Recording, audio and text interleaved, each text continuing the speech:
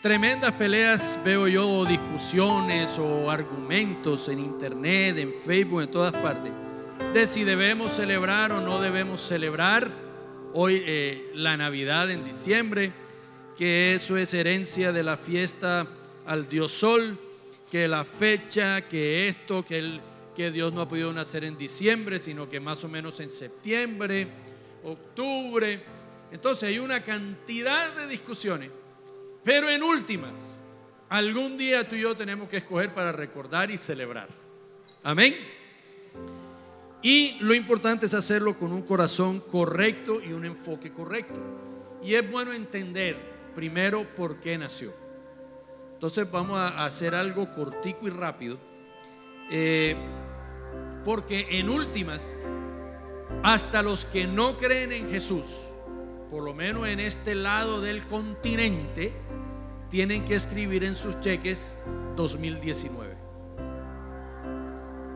Porque fue Jesús quien partió el tiempo en dos.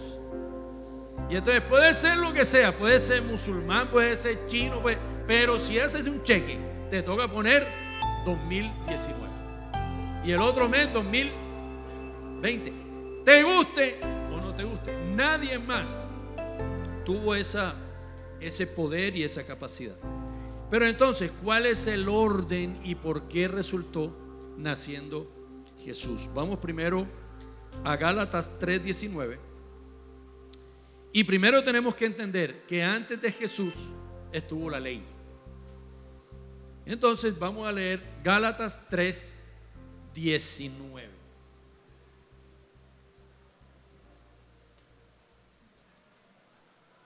Mausi. Entonces, ¿para qué se entregó la ley? Fue añadida a la promesa para mostrarle a la gente sus pecados. ¿Para qué? Para mostrarle a la gente sus pecados. Pero la intención era que la ley durara solo hasta la llegada del Hijo prometido. Por medio de ángeles, Dios entregó su ley a Moisés, quien hizo de mediador entre Dios y el pueblo. Tremendo. No estaba Jesús y Dios utilizó a Moisés como intermediario entre Dios y los hombres. Y la ley era la forma en que Dios te mostraba que lo que estaba haciendo estaba mal. Él tuvo que coger e impartir una moralidad. Tuvo que decir, esto está bien, esto está mal, y tuvo que poner normas para nosotros entender que algo estaba bien o estaba mal. Y eso solo era enseñado en su momento por la ley, ¿cierto?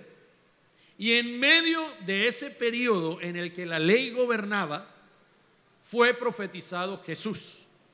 En medio de esa circunstancia, por eso ahí dice que la idea era que solo durara hasta la llegada del Hijo prometido.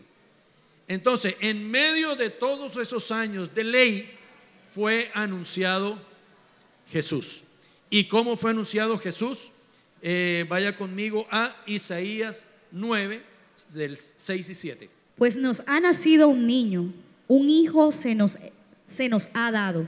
El gobierno descansará de sus hombros y será llamado Consejero maravilloso, Dios poderoso, Padre eterno, Príncipe de paz. Su gobierno y la paz nunca tendrán fin. Reinará con imparcialidad y justicia desde el trono de su antepasado David por toda la eternidad.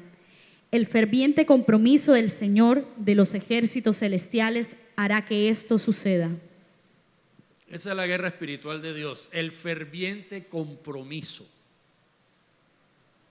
Lee, el ferviente compromiso es el que va a hacer que esto suceda. ¿El ferviente compromiso de quién? Del Señor. Si tú y yo queremos vivir una guerra espiritual, Nicolás, tenemos que tener un ferviente compromiso de hacer lo correcto. Tiene que haber primero un compromiso. Dios hizo un pacto, prometió al Salvador. Hace ese compromiso. Pero una cosa es un compromiso y otra cosa es un ferviente compromiso. Porque cuando el compromiso no es ferviente, termina siendo parte del paisaje. termina siendo, no, yo lo postergo, lo puedo hacer dentro de 3 meses o ni modo, cuando Dios lo permita. Entonces el compromiso lo vamos postergando. Pero cuando hay un ferviente compromiso de dejar la Coca-Cola, por ejemplo, con la Coca-Cola yo tengo un compromiso de dejarlo.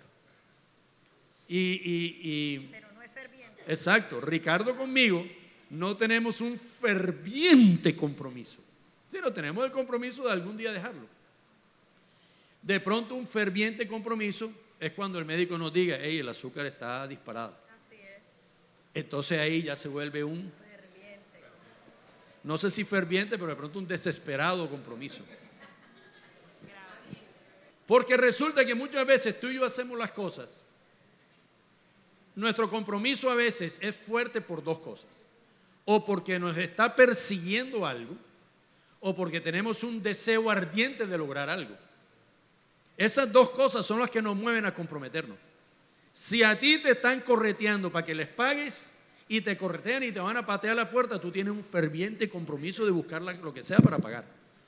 O puede haber un compromiso de lograr tus sueños tan fuerte que esa pasión te lleve a cumplir las metas. Entonces, lo mejor para nosotros, Ricardo, es que sea un ferviente compromiso para evitar que nos persiga la mala salud. ¿Eso se entiende o no se entiende? ¿Se entiende? Ok, entonces, la profecía esta que acaba de dar Isaías, me encanta que él la da en tiempo presente. Él no habla del futuro, él habla, se nos ha dado. Porque las cosas se reciben de Dios cuando Él las dice, cuando Él las declara, tú las tomas en tu corazón como un hecho. Esa es la fe. Dios me dijo esto, estoy seguro que va a ocurrir. Dios me dio la promesa de un buen trabajo. Dios me dio la promesa de una buena salud. Dios me dio una promesa de largura de años. Eso es para el hoy. La fe tiene que ver con el presente. La esperanza tiene que ver con la alegría que pasa mientras yo eso que veo, mientras eso prometido lo veo físicamente. Entonces, Isaías ahí lo dice, se nos ha dado un hijo. Totalmente, está seguro de la promesa. Y en medio de esta historia, entonces tenemos que entender algo. ¿Por qué Dios dio la ley? Díganlo, ¿por qué Dios dio la ley? Para que conociéramos lo mal que hacíamos. Prometió al Salvador. ¿Por qué? ¿Por qué lo prometió? Tan sencillo, está en Romanos 8, 3, 4. Dios conoce todo el plan, conoce toda la historia, pone la ley. De alguna manera, la ley es para justificar a Jesús. ¿Cómo lo vamos a ver? La ley de Moisés no podía salvarnos, porque nuestra naturaleza pecaminosa es débil. Así que Dios hizo lo que la ley no podía hacer. Él envió a su propio Hijo en un cuerpo como el de nosotros, los pecadores, tenemos. Y en ese cuerpo, mediante la entrega de su Hijo como sacrificio por nuestros pecados, Dios declaró el fin del dominio que el pecado tenía sobre nosotros. Lo hizo para que se cumpliera totalmente la exigencia justa de la ley a favor de nosotros, que ya no seguimos a nuestra naturaleza pecaminosa, sino que seguimos al Espíritu. Fabi, echa para atrás porque eso contiene una cantidad de información impresionante.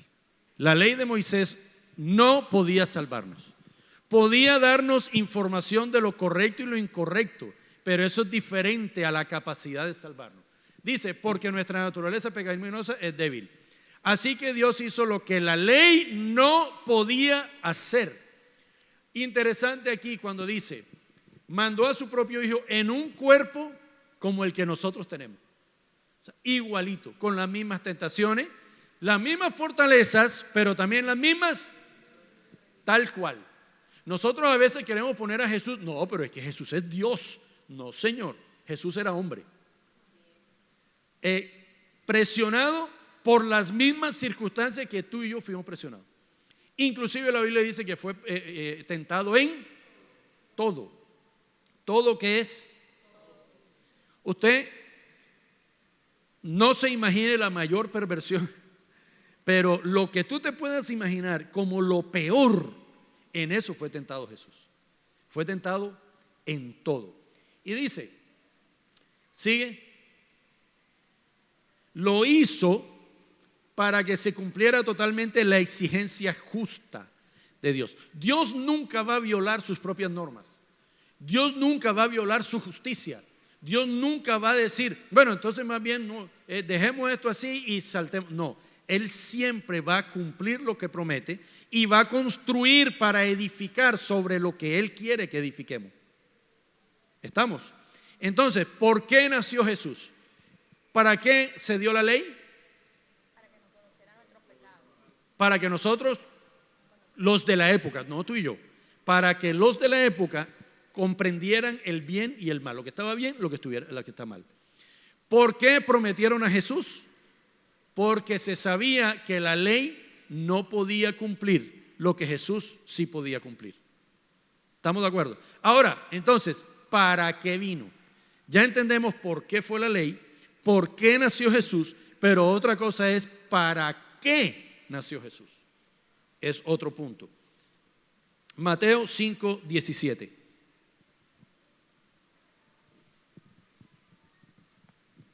No malinterpreten la razón por la cual he venido. No vine para abolir la ley de Moisés o los escritos de los profetas. Al contrario, vine para cumplir sus propósitos. ¿Para cumplir los propósitos de qué? De la ley. De la ley. Entonces ese tema de que, no, es que ya no estamos, no, nosotros seguimos cumpliendo los propósitos de la ley. El fundamento de las cosas siguen siendo las mismas hoy que desde el primer día, desde el Edén.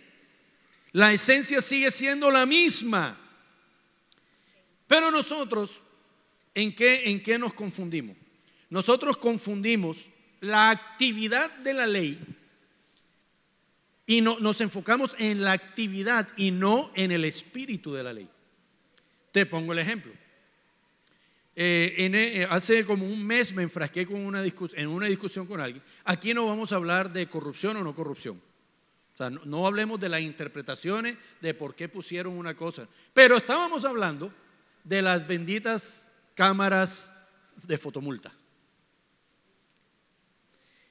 Si una persona sana y no corrupta pone las cámaras de fotomulta, ¿cuál es el propósito de la cámara de fotomulta? El propósito no es pillar a Jorge para cobrarle una multa. Ese no es el propósito. El propósito es cuidar tu vida, Gonzalo. El propósito de esa norma no es llenarse los bolsillos, digo yo. Otra cosa es que el corrupto lo haga con esa mentalidad. Pero Dios, estoy poniéndolo como ejemplo, Dios no tiene mentalidad corrupta. Entonces, si fuera Dios el que pusiera las cámaras fotomulta, la intención de esa cámara es cuidar la vida de los ciudadanos.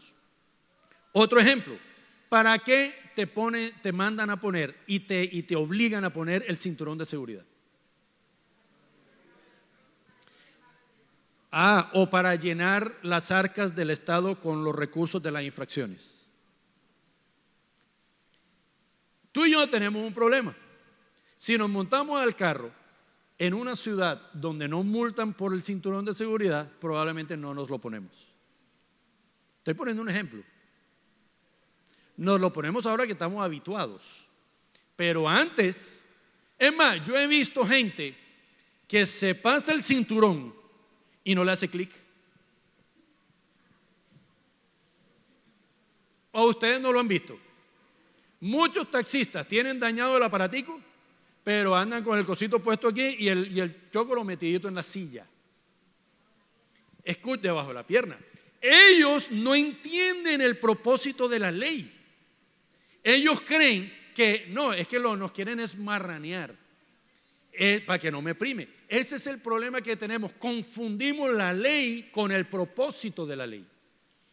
Y en Dios eso es lo que nos pasa cuando nos volvemos religiosos.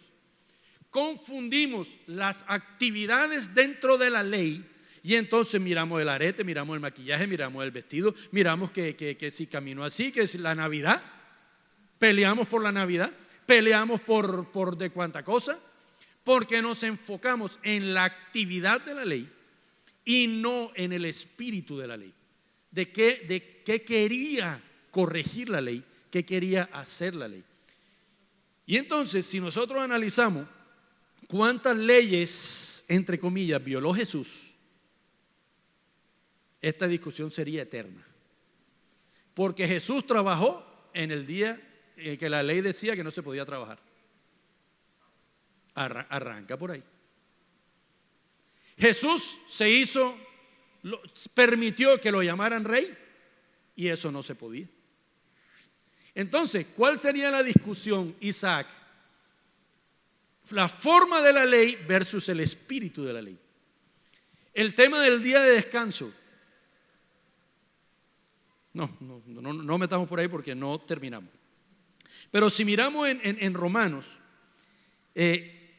habla que Dios derrotó el dominio del pecado sobre nuestra carne. Y les voy a poner un ejemplo humano para que esto no se nos vuelva tan espiritual. ¿Alguien escuchó hablar de Roger Bannister? Bueno, usted es deportista, seguramente. Sí, claro. Roger Bannister, en el año 1940, yo quiero que tú te conectes para poder terminar rápido. En el año 1940, el atletismo siempre ha sido el deporte rey. Siempre ha sido.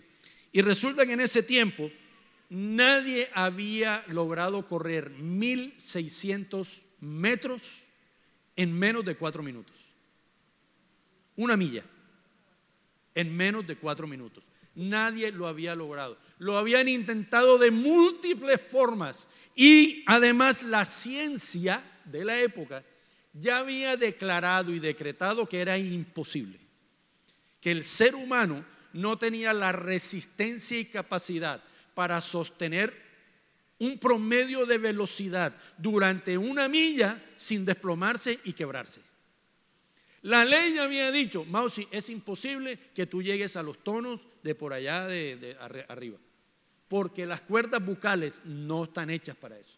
La ley había determinado algo, pero hay algunas personas que son tercas. ¿Usted ha conocido a alguien terco? Lo lava todos los días, lo ve en el espejo. Entonces, para esa época era imposible. Entonces Bannister tenía que hacer algo diferente. Él tenía que demostrar que eso que decían los médicos era mentira. Y mira lo que dice aquí. En los meses siguientes se dispuso a visualizar su objetivo, no solo mediante una preparación física rigurosa, sino a través del constante ensayo en su cerebro. ¿Qué decían los médicos?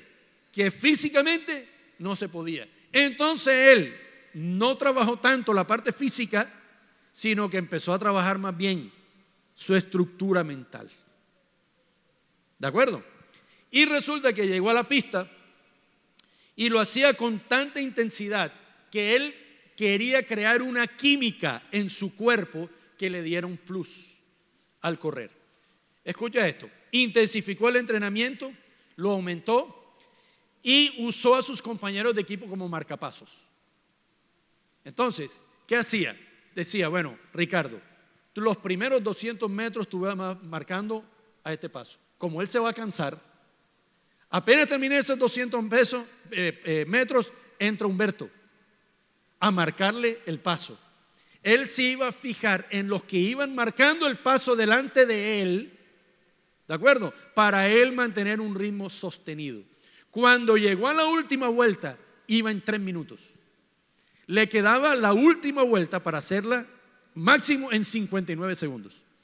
Él creyó que no lo podía lograr, pero al final, resulta que cuando llegó y pasó la meta, se desploma, pero anuncian, 3 minutos 59 segundos 40 milésimas. Eso el estadio estalló, mejor dicho, logró lo que los médicos dijeron que era imposible. Pero lo tremendo no está ahí. ¿Quién logró para ti y para mí lo que era imposible? Jesús. Para los atletas, ¿quién lo logró? Roger Bannister. ¿Qué pasa cuando hay un ejemplo delante de ti? Ahí dice, Jesús se encarnó en un cuerpo igual al de nosotros. ¿Qué quiere decir eso? Que tú puedes decir, si Él pudo, yo puedo. Porque te está diciendo, sufrió las mismas tentaciones, es más, peor. Entonces, cuando hay un ejemplo, por eso Dios es justo. Dios no te va a exigir lo que no te ha enseñado. Dios te pone siempre de primero como ejemplo. ¿Qué sucedió después de esto? Escucha. Ok, fíjate la última frase, lo que dice, el último tramo de las carreras es mental. Lo dice Roger Bannister. Estoy seguro de ello, el corredor exitoso es aquel que puede sacar más de sí que lo que los demás creen de ellos mismos. El último tramo es mental, eso lo dice Roger Bannister. Sí, señor. Entonces, tú corres o corrías. Entonces, mucha gente no se da cuenta que cuando se rompen las creencias, algo hace eso en ti. Y en los siguientes años, ni siquiera años, 46 días después, hasta el año 40, ¿quién había logrado bajar de 4 minutos? Nadie. ¿Qué decían los médicos? Es imposible, se va a desplomar, se va a reventar. Sin embargo, solo 46 días después de que Bannister rompió los 4 minutos, hubo un australiano llamado Landy, batió el récord de Bannister. Solo 46 días después. Y en los siguientes años, más y más personas rompieron la marca de los 4 minutos. ¿Cuándo? Una vez se dieron cuenta que era posible hacerlo. Cuando Bannister demostró que correr una milla en menos de 4 minutos era posible. Un año después, ya lo habían conseguido 37 corredores. El ejemplo de Bannister inspiró a 37 más. A 37 a hacer lo que la ciencia dijo que no se podía. Su experiencia les proporcionó referencias lo bastante fuertes para crear la sensación, la certidumbre, la convicción ferviente, el compromiso ferviente de lograr una meta. El ejemplo de una persona. Al segundo año ya eran 300 corredores los que habían bajado de 4 minutos. Por lo que hizo un hombre. Un hombre puede cambiar la historia. No había ninguna razón para creer que Roger Bannister iba a hacer algo grandioso. Él no era atleta. Escucha, Bannister no fue levantado como atleta. Él quería ser médico. Era un chico ordinario de clase trabajadora que quería estudiar medicina, no quería ser atleta. Pero fue él quien decidió cambiar las cosas y se negó a conformarse. No sé si esto te sirve para hacer un paralelo con Jesús. Algunos corredores de la época me imagino que habrán dicho lo siguiente: oye, pero es que tú has visto bien a ese Bannister. Tiene unos pies que ni tú y yo no los tenemos. Entonces, claro, él tiene una capacidad con el dedo gordo de saltar. Tiene una fortaleza en ese dedo gordo. Oye, tiene una uña, que esa uña le da un plus. Y entonces él se engancha y se impulsa. ¿Eso lo dice quién? El perdedor siempre dice eso. El que se cree incapaz, el que cree que no es posible, siempre dice, no, es que ese man tiene que ser de otro planeta. Y con Jesús, ¿cuál es la excusa que tú y yo siempre damos? Es que Él es Dios. Es que Él es hijo de Dios. y nos acomodamos en nuestra mediocridad. Nos acomodamos porque decimos, es más. Algún día esto estaba hablando con el tema de sacar demonios y toda esa cosa que, escucha, eso existe, iglesia, eso existe, los demonios existen. Y entonces estábamos hablando algo sobre la guerra espiritual. Aquí queremos dar un enfoque diferente y para eso estamos estudiando, para darle un enfoque a la llamada guerra espiritual. Porque generalmente tenemos la guerra espiritual confundida como que el que grite más. El que grite más y el que zapatee más y el que tire más patadas y el que se aprenda más los nombres de los demonios. Y le pregunta, ¿cómo te llamas? Y no sé qué, hay una cantidad de cosas. Y hablábamos de que Jesús no hacía nada de eso. Jesús simplemente llegaba y por su sola presencia y decir, váyanse de aquí, se iban. Entonces la respuesta nuestra fue, pero es que es Dios. Es mentira, era un hombre, como tú y como yo. ¿Sabe qué sucedía con Jesús? Que el demonio no encontraba nada de él en Jesús. Jesús mismo lo dice, el demonio no encontró nada en mí a lo cual aferrarse. Así que la autoridad no la da la gritería, la autoridad la da tu santidad.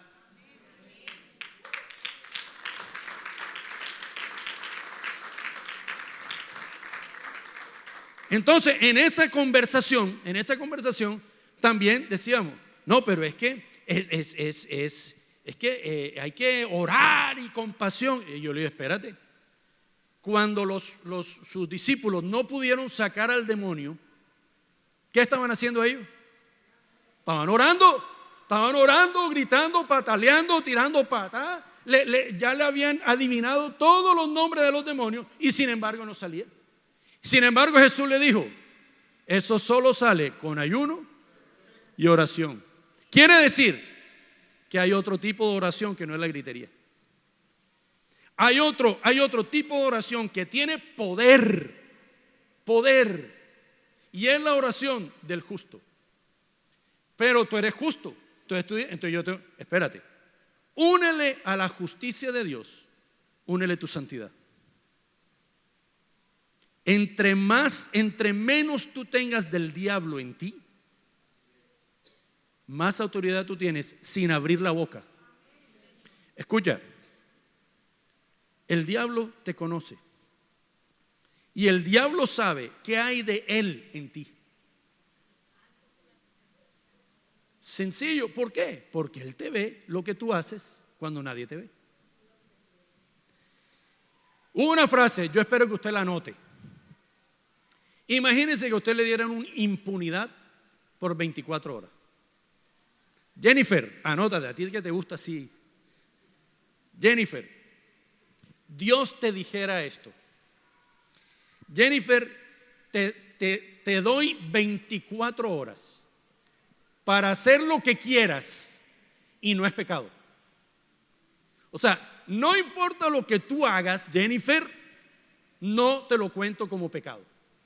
¿Cuántos quisieran aquí que le dijeran eso? Quiero decirte algo.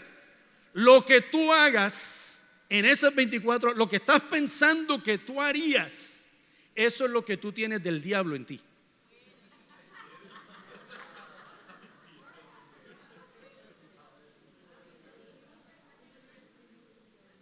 Porque alguno en su mente dijo, no, yo me voy con 10 viejas.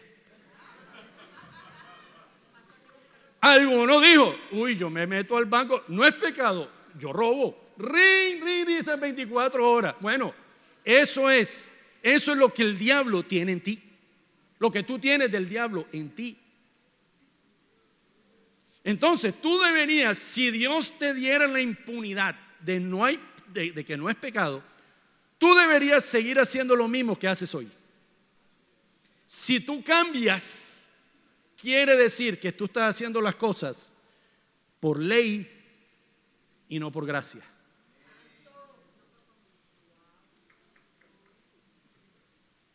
¿Vuelvo? Entonces, tú y yo queremos tener una una verdadera guerra espiritual. Ten menos del diablo en ti. Que el diablo cuando te vea se trate de agarrar y parezcas un espejo enjabonado. No tenga de qué aferrarse el diablo. Roger Bannister fue ejemplo para ¿quiénes? Para los atletas. Jesús es el ejemplo para ¿quién? Para la humanidad. Patsy, para ti, para mí.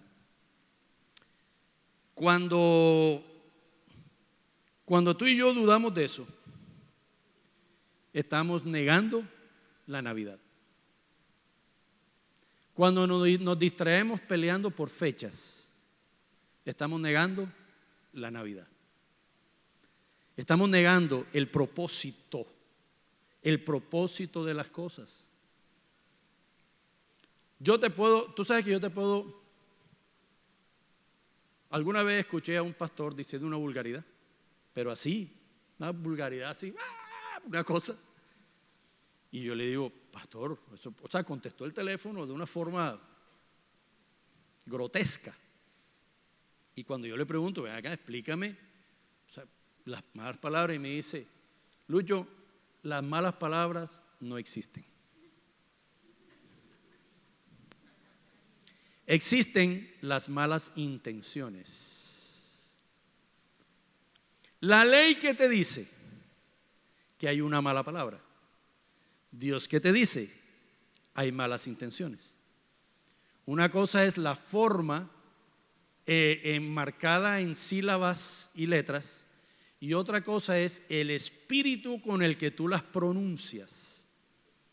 Entonces, yo conozco muchos cristianos que en vez de mentar la madre, dicen, te bendigo.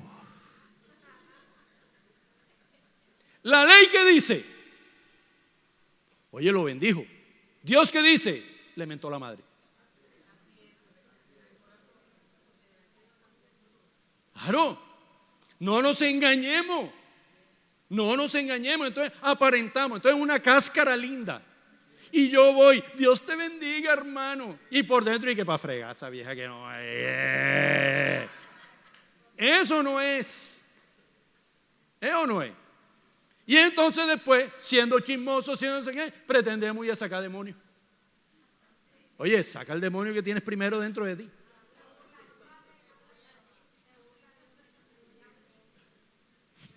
Dios mío. Es que es Jesús y por eso Él puede. Cuando nos negamos a vivir correctamente, desconocemos la Navidad. Negamos nuestra imagen y semejanza. Desde que fuimos creados, dice, los he hecho a mi imagen y semejanza. Y Dios hizo a Jesús a imagen y semejanza ¿de quién? De nosotros, con las mismas tripas. Hacía pipí, hacía popó. Igualito, cuando bebé le tenían que limpiar el popó y cambiar el pañal. ¿Qué utilizaban en esa época? Una tela. O lo llevaban al río Jordán. Lo mismo. Somos, cuando decimos es que es Jesús y nos escudamos en eso, estamos negando la imagen y semejanza que tenemos de Dios. Entonces, si Jesús es la meta, quiere decir que sí se puede.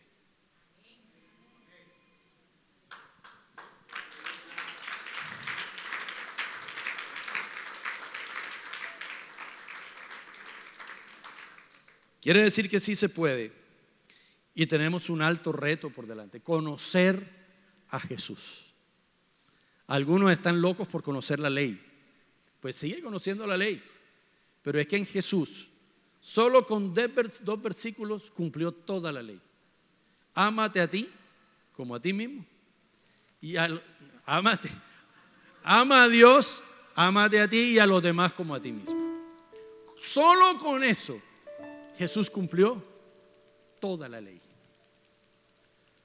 Así que, ¿cuántos van a honrar la Navidad de Jesús en ti? Porque el tema no es el 24 ni el 25. Por allá para Europa son los Reyes Magos. En Europa los regalos los traen son los Reyes Magos. El 6 de enero. ¿Se llama cómo? Sinterklaas. En Holanda se llama Sinterklaas.